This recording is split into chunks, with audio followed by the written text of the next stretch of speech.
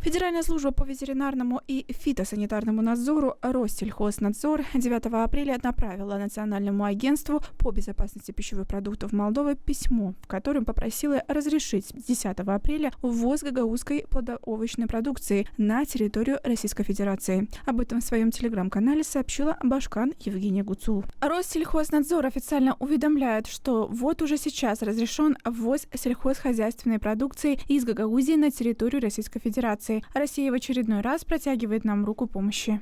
Договоренность была достигнута в ходе недавней поездки в Москву главы автономии Евгения Гуцул и спикера Народного собрания Дмитрия Константинова. Пока решаются некоторые сложности, сообщил спикер Народного собрания Дмитрий Константинов в программе «Обсуждая вместе» на канале ГРТ. Что касается сельскохозяйственной продукции, мы должны еще кое-что уточнить, потому что, наверное, придется нам открывать.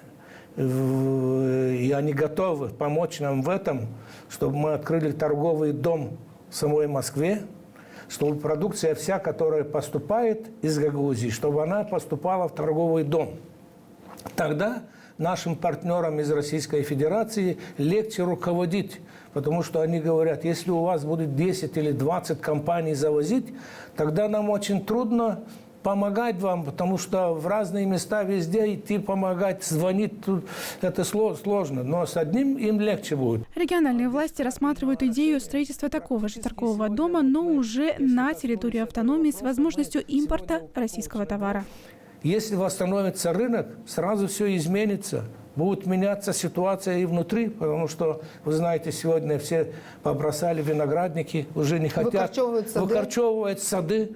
Потому что сегодня у нас практически нету рынка, это первое. Но с садами немного сложнее, потому что у нас воды нету. В случае экспорта гагаузской сельхозпродукции в Россию ее цена должна быть конкурентоспособной, считает депутат парламента Александр Суходольский. С этим, по его словам, может помочь Россельхознадзор. Целый ряд пошлин будут для наших производителей будут отменены. Это уже снижает цену нашего продукта. Будет прямая поддержка возвращения в сети, торговые сети, потому что Россельхознадзор имеет возможности для определенных шагов и действий, чтобы наши продукты вернулись на российские полки. И также, проводя целый ряд информационной